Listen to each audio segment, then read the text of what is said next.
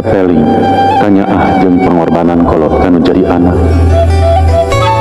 Kolot mah tara pernah sieun kakurangan harta banda pikeun nganapkahan anakna dugi ka dewasa. Tapi geus dewasa loba anak nu sieun kakurangan lamun kudu ngurus kolot mah. Kolot mah leuwih mikirkeun anakna dibandingkeun dirina sorangan. Sabab kolot ngarasa bagja lamun anakna bagja. Teu paduli sacape naon anu dirasakeun. Teu paduli sakumaha beratna halangan anu disanghareupanna. Eta teh bukti nyata wujud katulusan anu bakal moal pernah sirna tinu jadi kolot. Ingat, urang bisa kieu teh lain urang anu kuat, tapi doa indung jeung bapa anu hebat. Doa anu jadi indung mah dihareup jadi panungkun, ditukang jadi pangjurung, digigir jadi pangaping, diluhur jadi papayung, dihandap jadi amparan. Sangkan anakna bagja waluya tur linuhung hirupna. Indung mah insan tempatnya lindung, insan anu linuhung timimiti dikandung. Najan ripuh tapi indung mah tara pundung. Natik ngadidik jeung ngadu anak saban waktu tara kalangkung, sangkan diri ngajadi nanjung. Dede welas asihna teka itu moal kagantian sanajan dipulang emas sagunung.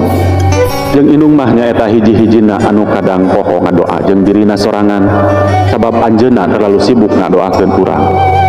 Indung mah sosok tempatnya lindung, kanyaah anu teu aya tungtungna, sosok anu teu eureun ngadukung.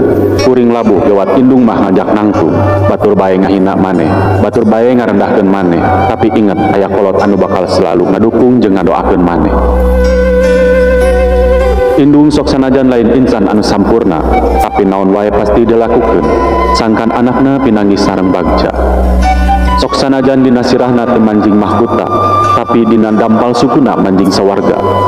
Lahunan indung paranti nyuuhkeun sagala bangbaluh kolbu, nembrakeun sagala kasusah mana, paniisan ati panangterem diri.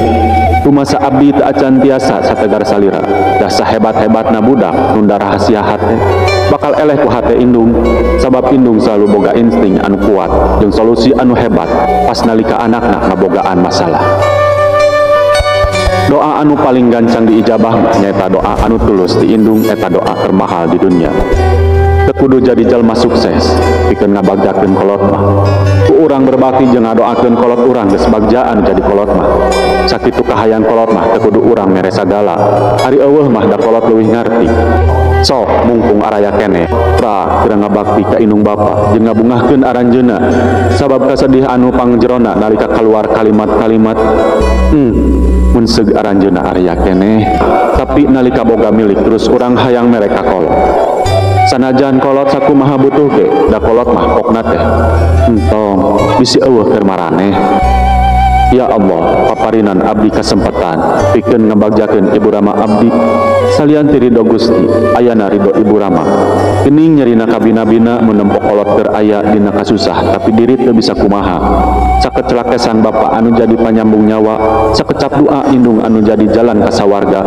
Omat urang bisa siga ayeuna teh ku usaha bapa jeung doa indung, indung tunggul rahayu bapa tangkal daraja.